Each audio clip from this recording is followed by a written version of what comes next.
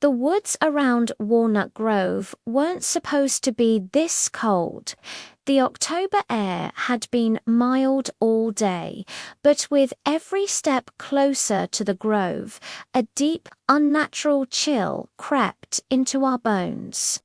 My breath started fogging in front of my face, a misty plume in the beam of my flashlight. Ciji's breath did the same. We exchanged a look, a silent question passing between us. This wasn't normal. The cold wasn't just in the air. It felt like it was seeping into us, a heavy, pressing weight that made our lungs ache. I tried to ignore it, telling myself it was just the night setting in, but the feeling was too specific, too localized. It was as if we'd walked through an invisible curtain into a pocket of winter. My fingers, wrapped around my phone, were starting to go numb. Ciji swept her flashlight beam across the path ahead, and that's when we saw them. Old stone markers, tilted and weathered, half swallowed by tangled weeds and grasping roots. Forgotten graves, the air instantly dropped another 10 degrees. The cold wrapped around my chest like an icy hand, squeezing the air from my lungs. A primal fear, cold and sharp, pricked at the back of my neck. We were in a cemetery. An old, abandoned one. The cold wasn't just a temperature drop anymore. It felt alive, sentient. It clung to us, a malevolent presence in the dark. Chris, who had been walking a few paces behind, let out a shaky breath.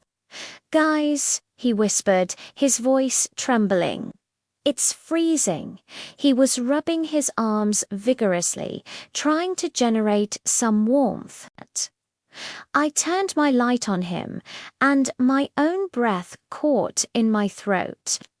Frost, delicate and crystalline, was crawling across the fabric of his dark jacket sleeve. But it wasn't just a random pattern.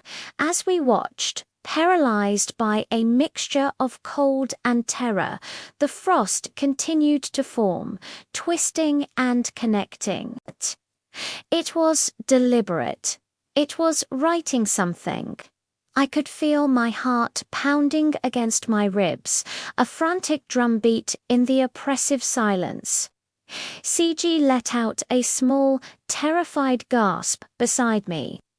The letters were becoming clear, etched in ice on Chris's sleeve, a single, chilling word that made the blood freeze in my veins. Stay. We stood there, trapped in the cold, staring at the impossible message, knowing we were no longer alone in the dark grove. Thanks for tuning in for day 13 of our spooky series. Did that give you the chills? Let me know what you would do in this situation in the comments below. Don't forget to hit that like button and subscribe so you don't miss tomorrow's tale. Stay safe out there and see you next time.